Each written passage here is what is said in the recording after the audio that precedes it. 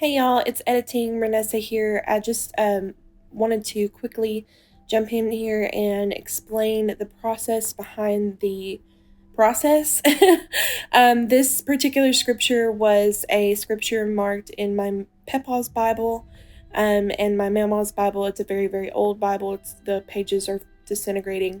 So I kind of wanted to copy that over and document that and just mark how that I'm thankful for my Christian heritage.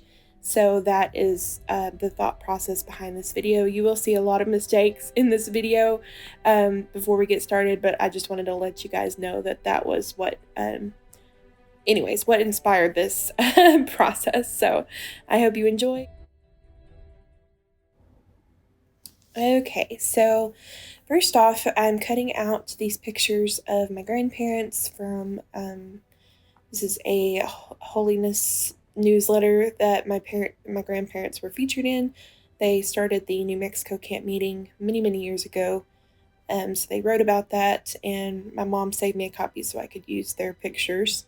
So I'm just cutting this out and kind of figuring out how I'm going to lay them. I decided to wet the page so I could tear it and not damage it too badly. So I'm just using a water brush to wet the paper, and it just tears really easily if you do that way.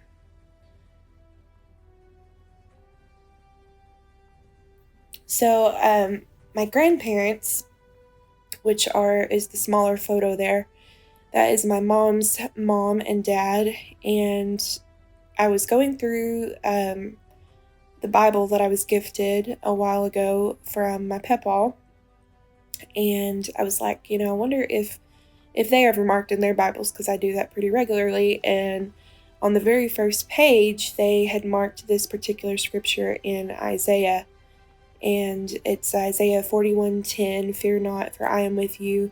Be not dismayed, for I am your God. I will strengthen you, I will help you, and I will uphold you with my righteous hand. And I believe my Mammaw actually marked the scripture in my Pappaw's Bible after he passed away. But I'm just going in with some vintage photo here, distress spray, and just kind of dabbing that up with some muslin paper, muslin cloth. I don't know what it's called. But I just kind of want to age the paper quite a bit. And I'm just leaving some of those places where it's dripping wet, and I'll blob those up in just a little bit. But here I'm mixing texture crackle paste with acrylic paint, and didn't get the right color first off, so I did wind up adding some more dark paint to it, and I think that it kind of lost its crackly properties by me doing this. So when you go to color your crackle paste, probably don't add as much acrylic paint as I did. And definitely put a sheet under your paper. I did not do this, and I messed up so bad. Do not do what I did. I got all this paint on the edges of my Bible. It didn't ruin any other pages, but on the edges of my Bible, you can definitely see there is some brown, some brown crackle paste. So it did come through the stencil a little bit in places that I didn't want, and see, I'm trying to clean that up here. So many mistakes, but we're rolling with it. We're continuing on. So I'd go ahead and dry that crackle paste, and all the while I'm kind of thinking about how this scripture might have impacted my Mammaw's life and her parents, which are in the other video. So it's my great grandparents and my grandparents, and just kind of thinking about how God's faithfulness endures throughout all generations. My family has been Pentecostal, and we still are carrying on that Pentecostal lineage. So I just think that's wonderful. Not many families can say that nowadays, So I'm just really thankful for my heritage. I just went back in with that same stencil to add some more of those clock details at the bottom. And here I'm pulling up my washi tape, and unfortunately it did mess up the scripture just a tad.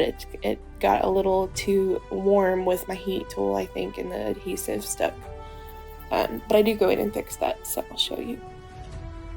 And I'm just using Tombow liquid adhesive glue for this because I want those pictures to stay. I don't want them wiggling around. I don't want them to be permanent. So I'm kind of smoothing out the edges, and here I'm just writing back in the scripture that it kind of pulled up a little bit. It was just one little word. Underlining the scripture, and then I try to go in with some hand lettering. I wasn't really liking how it looked on top of the brown, so I thought, well, maybe I can go in with my Jelly Roll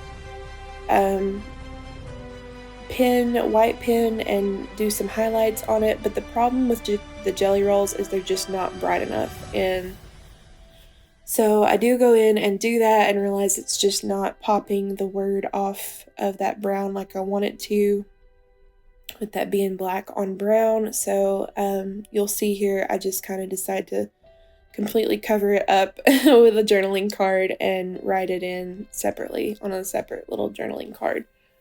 But we're fussing with it and trying to get it to look right. But this is the process, I don't ever go in with a plan. I know a lot of Bible journalers have it all planned out and have each little ephemera piece. I don't. I just kind of go in knowing what scripture I want to journal, and just kind of put it together as I'm meditating on the word. So that is how I do it. I do go in with a silver pen here, still trying to like pop off that word, and it starts to really look terrible. So chose a journaling card to go in with, and I'm just kind of covering up what my mistakes with some flourishes with that silver pen. This is a silver paint pen, I believe. It is I got it on Amazon. I will try to link it below. It's Yoo-Hoo is the brand. It's a paint marker pen, and it is pigment ink, but it's a very, very silver paint pen. So it shows up really beautifully on that journaling card. I glue that down, and then I just use my date stamp to date the page, and that is it. So you can see a little bit of bleed through, but not too bad. And I'm just showing you those pages. Just the edge got that texture paste on there, so I didn't mess up the other pages of the Bible. Adding a little bow clippy to the top, and that is it, guys. Thank you so much for watching, and I hope you have a great rest of your day. Bye-bye.